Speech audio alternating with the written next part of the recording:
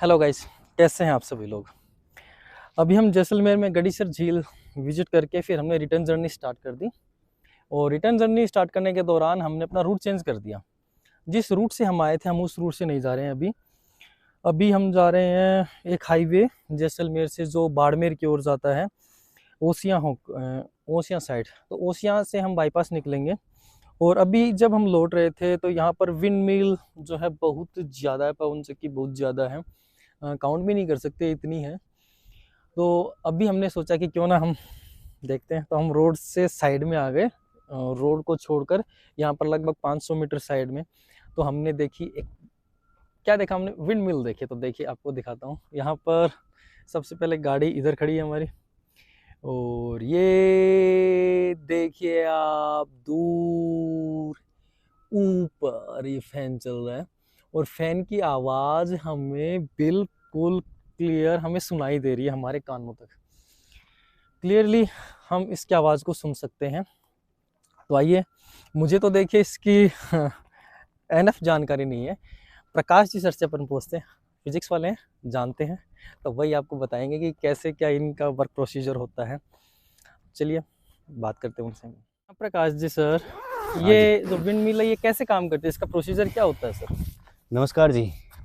मैं एक्चुअल में आपको समझाता हूँ कि एक्चुअल में ये विंड मिल काम कैसे करती है, ये विंड फैन काम कैसे करते हैं। सबसे इनिशियल प्रोसेस तो इनका ये रहता है कि सबसे टफ काम, जो टफेस्ट काम होता है, इतने बड़े विंड मिल को या विंड फैन को यहाँ पर इंस्टॉल करना होता है। आप देख सकते हो कितनी हाइट में, दूर से काफ़ी छोटा दिखता है मगर हाइट इसकी बहुत ज़्यादा है।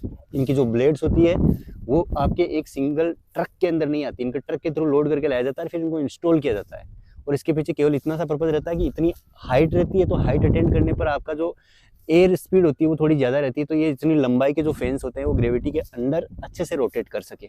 जब ये फैंस रोटेट करते हैं तो ये किसी न किसी, वो जो अंदर इनके बीच एक चेन होती है, उस चेन के थ्रू नीचे आपका एक चैम्बर होता है, उस चैम्बर के अंदर एक टरबाइन होती है, उस टरबाइन से कनेक्टेड रहता है।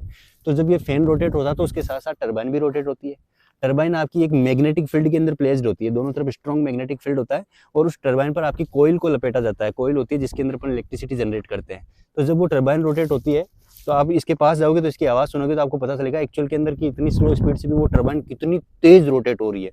तो जब वो टरबाइन रोटेट होती है तो टरबाइन रोटेट होने के कारण क्या होता है कि मैग्नेटिक फ्लक्स के अंदर लगातार चेंज होता रहता है।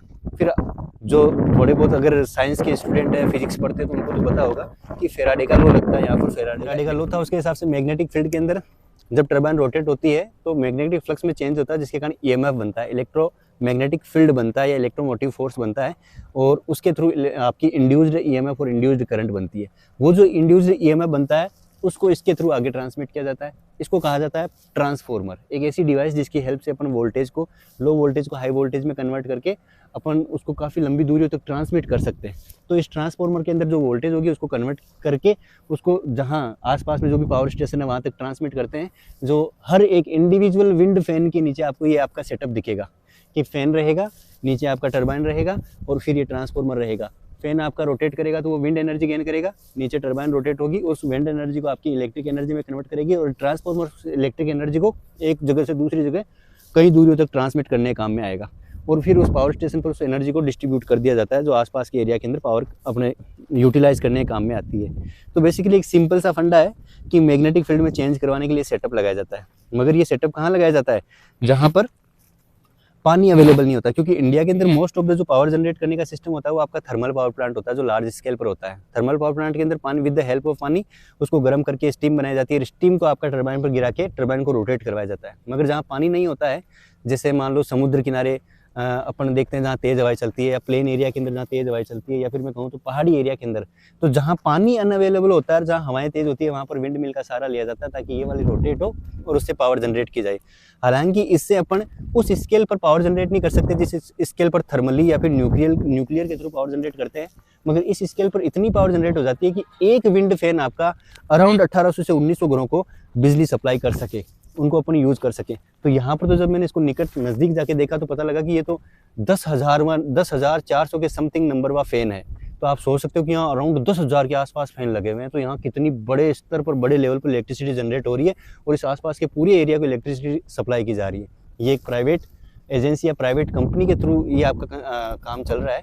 जिसका अलग से जो मेंटेनेंस होता है वही मेंटेन करती है, इसको गवर्नमेंट परचेज करती है, ये गवर्नमेंट को सेल आउट करते हैं, उनका क्या रेट रहता है उसी के हिसाब से इलेक्ट्रिसिटी के बिल जनरेट होते हैं। बट अकॉर्डिंग टू कन्वीनियंस जो भी आपका एरिया है उसके हिसाब से वहाँ पर पावर जनरेट की जाती है। हम यहाँ से निकल रहे थे, हमको इतनी स्केल पर ये सारे दिखे, तो हमने सोचा कि चलो ठीक है, यहाँ पर एक बार इसके पास चलते हैं और डिटेल्ड के अंदर हमारे व्यूवर्स को इसके बारे में जानकारी देते हैं कि देखो किस प्रकार से विंड एनर्जी को इलेक्ट्रिक एनर्जी में कन्वर्ट किया जाता है। That's it, thank you very much.